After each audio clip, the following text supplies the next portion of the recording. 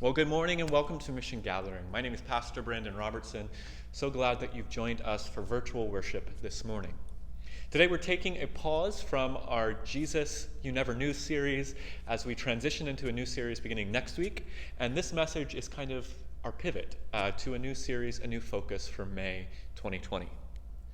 Today's sermon is called The God of the Ordinary. So I once knew a pastor who wanted to see just how compassionate his congregation was to the least of these in his community. So this pastor decided one Sunday to dress up in clothes that made him look like a person experiencing homelessness.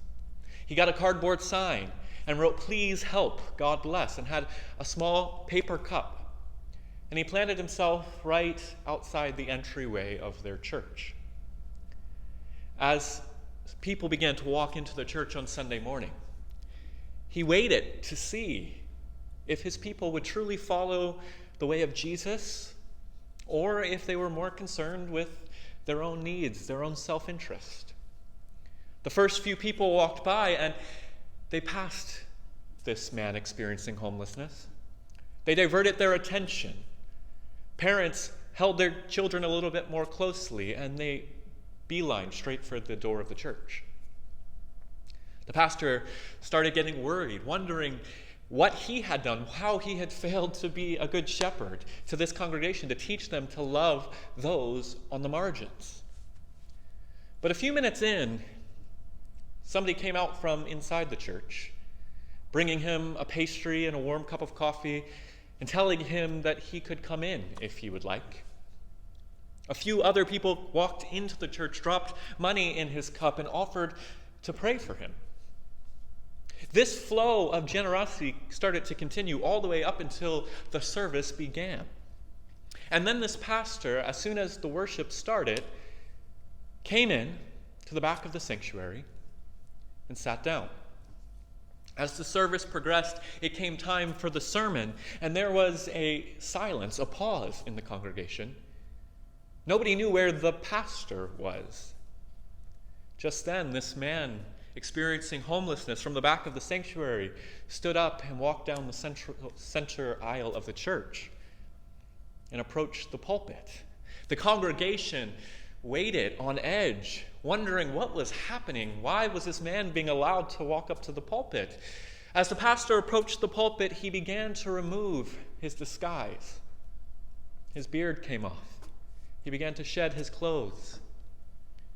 And the congregation realized that this man that they thought was somebody experiencing homelessness was actually their pastor. He stood up and told them of his experience. He told them of how proud he was to see so many in his community following Jesus' call. Whoever is the least among you, whatever you do to them, you do unto me. And I tell this story this morning to make one simple point. That in the same way this pastor hid himself in order to test his congregation's faithfulness, so too does God. In fact, the scriptures are full of examples that make us think that perhaps God likes to play hide and seek. God disguises God's self in ordinary people, in ordinary objects. And through those ordinary people and objects, he tests our faithfulness. He tests whether we have eyes to perceive God's presence in our midst. This is what happens in the passage of Scripture we're going to look at today. It's actually the lectionary reading. We don't often talk about that here at Mission Gathering, but the lectionary is a regular rhythm of scriptures that churches around the world use and preach on every single week. This week, the lectionary reading comes from the Gospel of Luke chapter 24. And in this chapter, Jesus disguises himself. This is what the Gospel says. The same day, 2 of Jesus' followers were going to a town called Emmaus, about 7 miles from Jerusalem. They were talking about everything that had happened. While they were talking and discussing, Jesus himself came near and began to walk with them. But they were kept from recognizing him. Then he said, "What are the things that you're talking about while you're walking?" The two followers stopped, looking very sad. The one named Cleopas answered, "Are you the only visitor in Jerusalem that doesn't know what's just happened?" Jesus said to them, "What is it that you're talking about?" They said, "We're talking about Jesus of Nazareth. He was a prophet and did many things before us for God and for people. Our leaders and the leading priests handed him over to be sentenced to death, and they crucified him." Then Jesus, upon hearing this, began explaining to them everything that had been written about himself in the Hebrew Bible. As they came near to the town of Emmaus, Jesus acted as if he was going further. But they begged him, "Stay with us because it is late. It is almost nighttime." So he went in to stay with them. When Jesus was with them at the table, he took some bread and gave thanks and divided it and gave it to them. And then they were allowed to recognize Jesus. But when they saw who he was, he disappeared. They said to each other, "It felt as if a fire was burning within us when Jesus talked to us on the road and explained the scriptures to us." Now this is an interesting story. Just days after Jesus had been crucified, two of his followers are walking on the streets of Israel, reflecting about their pain, the pain of seeing their friend, their master, the one they had their hope in, killed on a Roman cross. Suddenly, Jesus, disguised as a stranger, approaches and begins walking with them. This person that they don't recognize is, in fact, the risen Christ. And for whatever reason, the scripture makes it very clear that they don't recognize him. Jesus jumps into their conversation. And then, upon hearing their distress about what happened to Jesus and how they didn't understand how the one who they believed was Messiah could have been crucified and killed, Jesus opens up the Bible to them. He gives them a Bible study from the Hebrew Scriptures, showing them exactly the things that the Scriptures said the Messiah must suffer. He helped them to see that, in fact, what Jesus had experienced was what was prophesied to happen. And when they finally get to the house that these two disciples were going to, Jesus, whom they still don't recognize, pretends as if he's going to keep walking onto his destination. But they insist that he comes, joins them for the night, has dinner with them, stays the night, gets off the dangerous road. He enters the house, and Jesus begins having dinner with them. And in the midst of this dinner, he picks up the bread, blesses it, and breaks it just as he had done that Passover a few days ago before he was crucified. In that moment, in the breaking of the bread, their eyes are open to see that this stranger is Jesus. And in that very moment, Jesus disappears. I've got to be honest, I love this story. I love this story because there are so many different elements here that we could focus on. There's so much meaning tied into this event that happened after the resurrection. I love it because there are two primary ways to interpret the scripture, both of them that I think are timely and relevant to us in our day. The first way to look at this story is that perhaps Jesus' disciples were so consumed by their own anxiety and pain and grief that they failed to see what was plainly right in front of them. Presumably, if we look at it this way, Jesus looked like Jesus. While we don't know what he was wearing, perhaps his hair was cut or done differently, but nonetheless, when he caught up to the disciples, we can assume that perhaps he looked the same. But instead of turning and focusing on this visitor joining them, they were so consumed with their anxiety and their grief and their distress that they didn't recognize the details.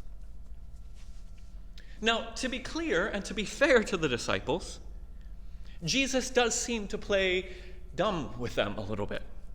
He asks them to explain the events of what happened to himself just a few days earlier, and they do. But clearly they failed to understand that Jesus is Jesus, and he was standing in their midst and was risen from the dead. So as I said, Jesus opens the Bible, does a Bible study with them. He begins with Genesis and goes all the way through the end of the Hebrew Bible, explaining why he was killed and that he would rise again. He teaches them once again what he had been preaching to them all along. He told them time and time again that this journey would include pain and loss and suffering, but that ultimately God's love would win in the end. But the disciples didn't listen.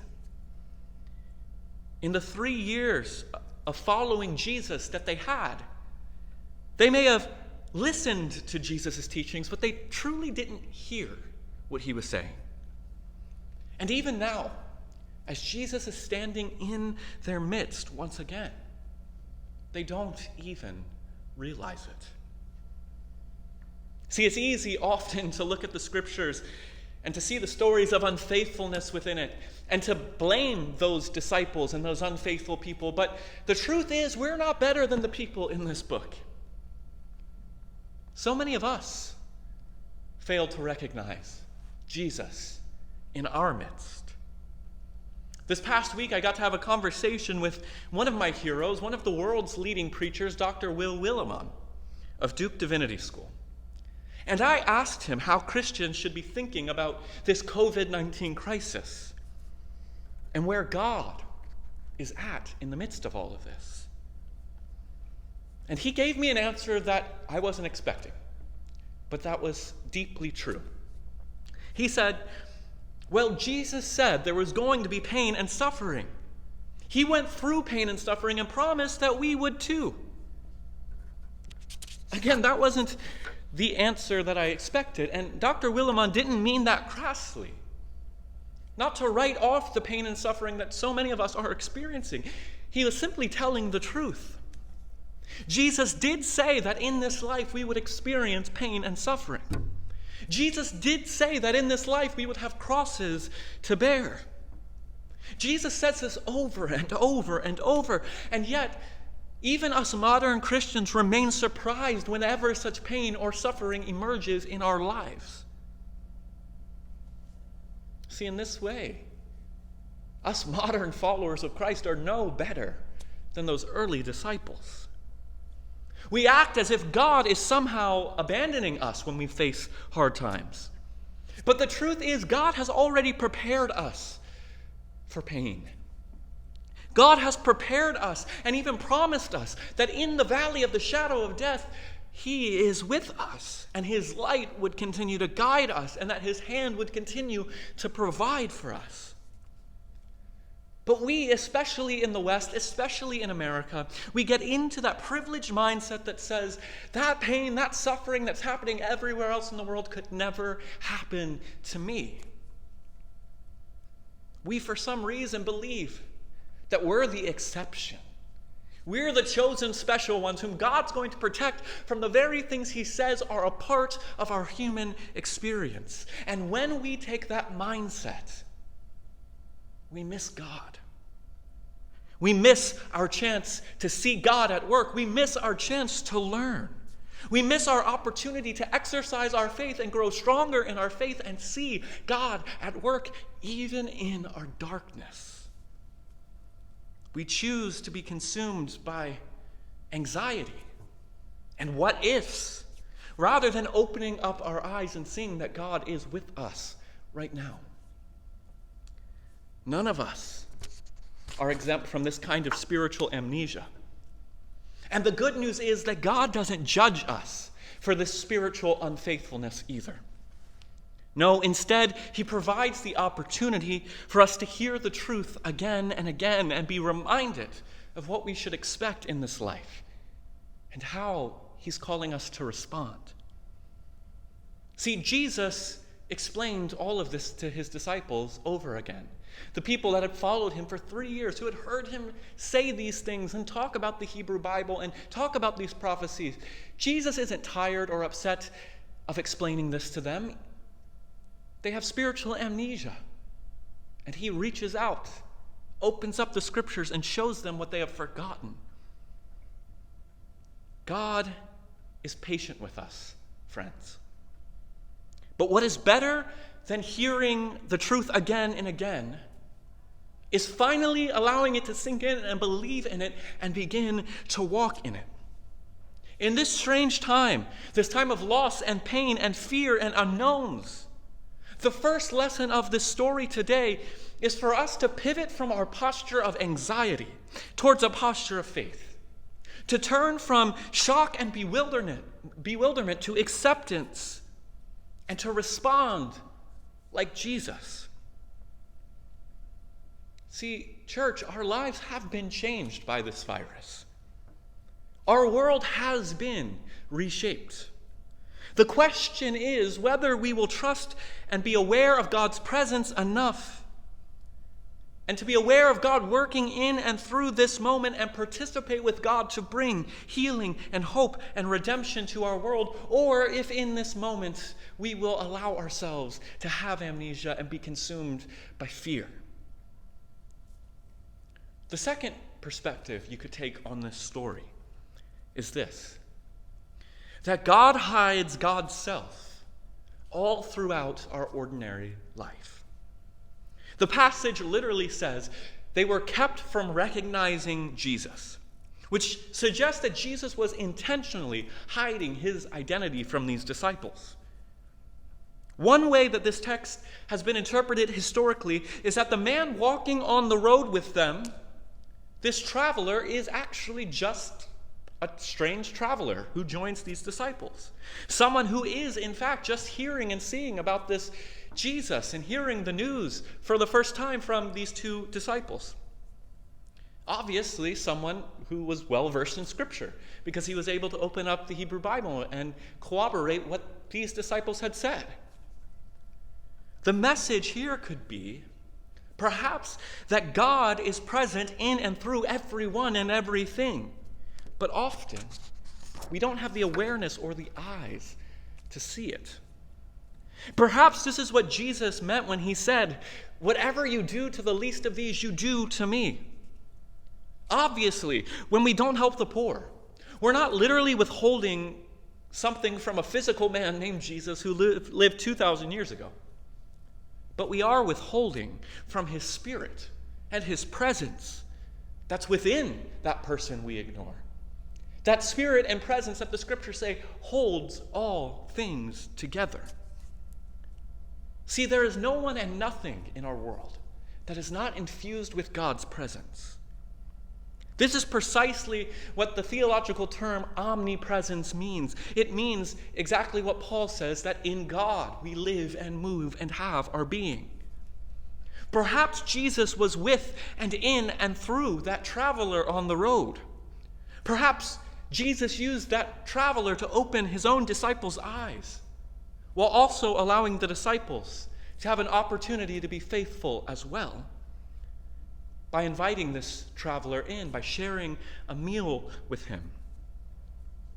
And perhaps when that traveler broke the bread, as Jewish people do as they gathered around the table for bread and supper time in that era, maybe as he broke the bread, they remembered Jesus on that fateful night.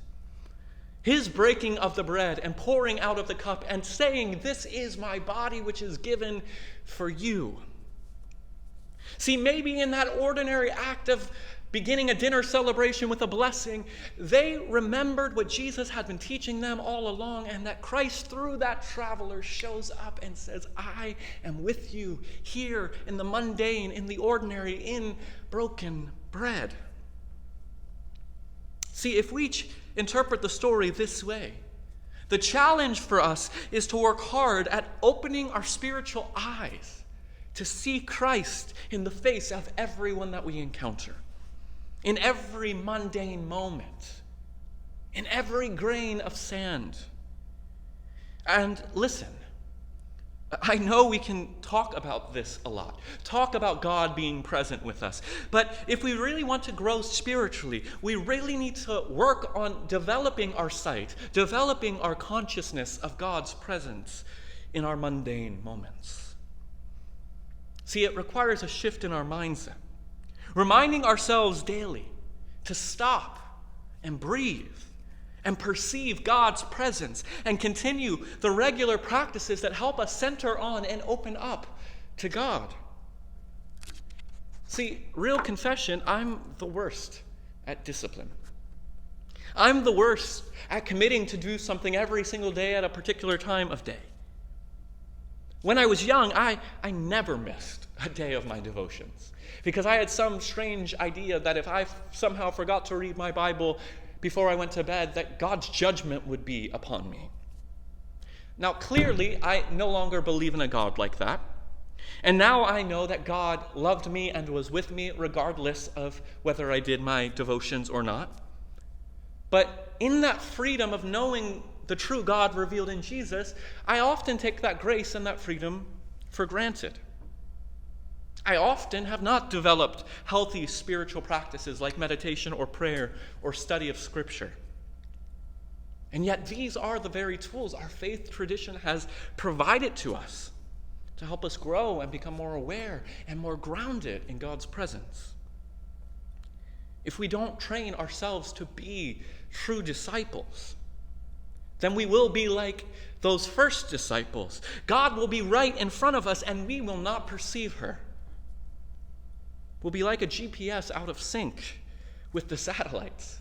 If you've ever had that happening when you're driving, it's super frustrating. When it says you're 5 blocks over than where you actually are, it's hard to know where to go. It's hard to know how to proceed. The same is true for us when we're disconnected from the presence of God in our midst. See, if we're not committed to spiritual exercise, we won't experience the power and presence of God even in our mundane moments. And friends, a life disconnected from the groundedness of our Creator is a life that fills quickly with cynicism and despair and anxiety. Remember the scriptures today at the end. Jesus looks at his disciples, and if we actually read a little bit further in Luke 24, we find out that the other disciples are still hiding in an upper room. They're still afraid to go outside. They're still unsure of what has happened. Friends, this is days after Easter. Jesus has already risen. He's already appeared to his disciples, and yet, even after seeing the risen Christ, they still are hiding and are afraid. Again, easy to judge the disciples, but how much more true is it for us? When was the last time you felt the presence of God? When was the last time you saw God moving in your life? The more we walk in faith, the more we exercise our spirits, the more we will perceive God. Because the truth is, God is at work. Christ is in your midst right now. God is closer to you and to me than our very breath. Can you see it? Does that presence fill you with peace and hope? Or are we still locked down in our own dark tombs of despair? Just like the mysterious traveler on the road with Jesus' disciples, Jesus surrounds you and me every day through other people, through the warmth of the sun or the cool ocean breeze. Imagine what it would be like to grow in deeper, constant awareness of God. Imagine what our lives could begin to look like and feel like. God has given us moments of crisis like this to work on developing our sensitivity to His Spirit, to open our eyes to see reality more clearly. Let's not waste this moment. Let's not turn away from God and wallow in pain and anxiety and unknowns. Let's strengthen our spiritual muscles and spark our curiosity in order to seek and find God in unexpected places and people. Which brings me to an announcement before we conclude. Beginning next week, I am stumbling all over today. Beginning next week through the entire month of May, we're launching a new series that will challenge us and give us this very opportunity to see and perceive God in other people and in unexpected places. Many of you remember that we did a series back in May of 2018 called Prism, Faith Through Others' Eyes. We're returning to that series this year. So every Sunday in the month of May, in lieu of our regular sermon time, Pastor Wendy and I will be bringing a conversation to you with a faith leader from a different tradition. The point of these conversations is to help us understand what these various traditions believe, what they value, where they have commonalities with us as Christians, and how we can be better neighbors and work together for the healing and the redemption of our world. These conversations with Jewish rabbis and Mormon faith leaders and Muslim imams and Hindu state representatives from Michigan, they're going to help us understand and see God working in ways that we might not have expected. Just as Christ appeared to the traveler on the road to Emmaus, I know that God's going to appear through the words and the wisdom of our guests from other religious traditions.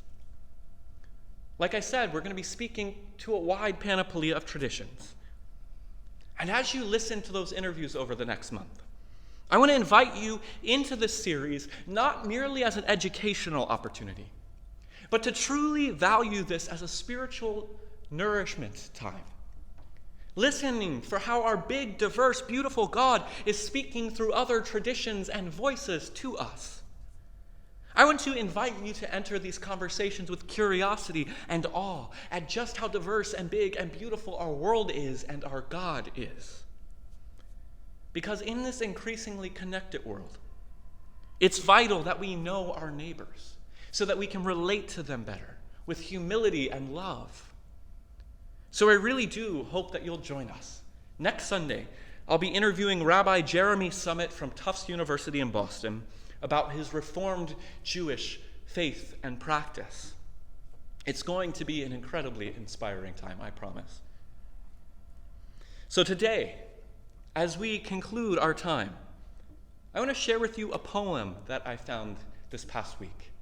A poem that summarizes the story of the road to Emmaus and the bigness of God and what it means to open our eyes and perceive the Spirit with us and around us at every moment of every day. Let these words wash over you. This is called The Road to Emmaus by Anna Louise Strong. How many tread in the twilight with hearts that are crushed and still, and roads that lead to the valleys away from that tempted hill.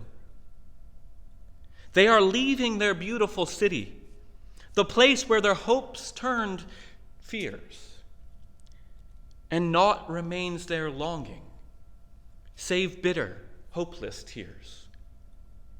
The Comforter draws them near, as their steps they retrace, but their eyes are dimmed with weeping, they see not the Master's face.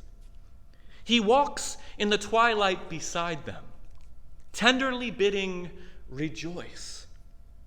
But they see him not for sorrow. They know not the Master's voice. He follows, patient and loving, on the journey's end, till the light breaks in upon them, and they see in this stranger their friend. And they know what seemed destruction was life in God's great plan. And they glimpse his wondrous workings in the destiny of man. Back to the beautiful city, back to that templed hill, they turn with joy proclaiming, the Lord is with us still. May we go from this time today, knowing that truth. God is with us. May our eyes be opened to see it. Amen.